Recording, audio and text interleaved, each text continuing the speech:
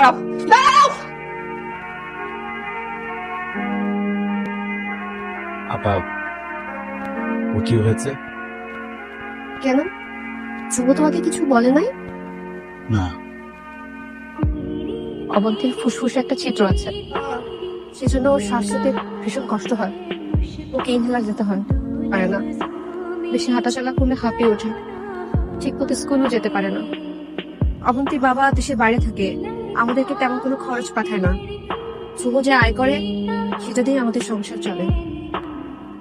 অবন্তীর চিকিৎসার জন্য প্রায় 30 লক্ষ টাকার মতো লাগবে, যেটা ধ্রুব দিন রাত চেষ্টা করছে দেওয়ার জন্য।